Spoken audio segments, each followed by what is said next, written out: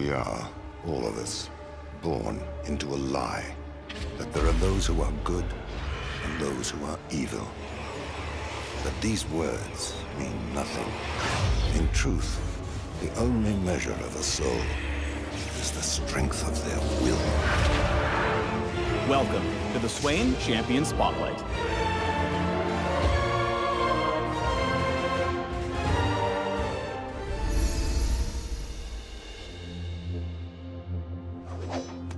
Swain's passive, Ravenous Flock, has two components.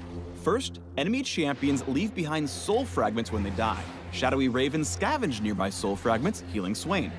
He can also store a bunch of soul fragments, and we'll go over what that means a little bit later. Now let's talk about Ravenous Flock's second effect. Right-clicking any nearby immobilized enemy champion damages them, drags them towards Swain, and rips out a soul fragment.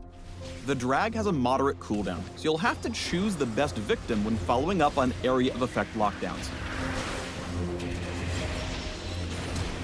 Swain's Q, Death's Hand, unleashes several bolts of eldritch power in front of him, each damaging the first target struck.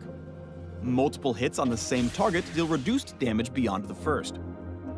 Bolts pierce through targets they kill, restoring a portion of Swain's mana and hitting the next unit in their path.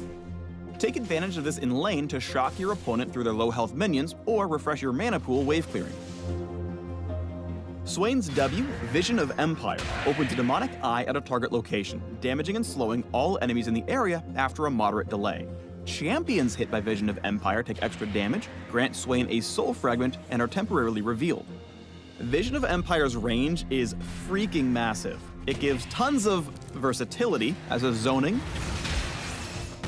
reconnaissance, and follow-up tool. It's up to you as a master tactician to figure out the best way to use it. It's typically not wave clear. Swain's E, Nevermove, projects his demonic hand forward, then calls it back, damaging everything it touches. Nevermove passes through enemies on the way out, but explodes if it hits something as it's returning. Targets caught in the explosion are rooted in addition to damage. Nevermove explodes if it hits any enemy on the way back, not just enemy champions. Keep an eye on what's behind your target, or you could end up rooting a minion or monster by mistake.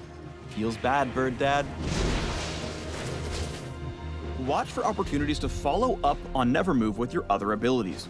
Pull your opponent in with Ravenous Flock's right-click, then drop a 5-finger Death's Hand for tons of damage. Once you've got a grasp on Swain's kit, eyeball an opportunity to add Vision of Empire into the mix.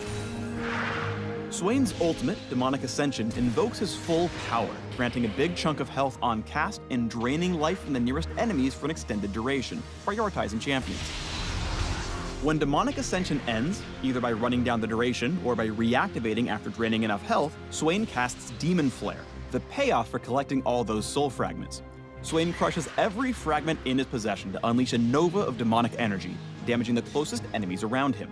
The nova's damage increases for each fragment consumed. Demon Flare is Swain's make or break moment in teamfights. Flash bombing the opposing backline is a play for the highlight reels when Swain does quick maths.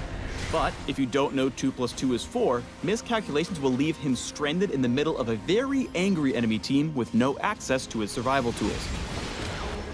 Let's sum it up with a late-game teamfight to strike fear into the foes of Noxus. Swain catches Ezreal and Braum with a well-aimed Nevermove, then pulls Ez in with a Ravenous Flock. Ezreal tries to flash to safety but is winged by the far edge of Demon Flare.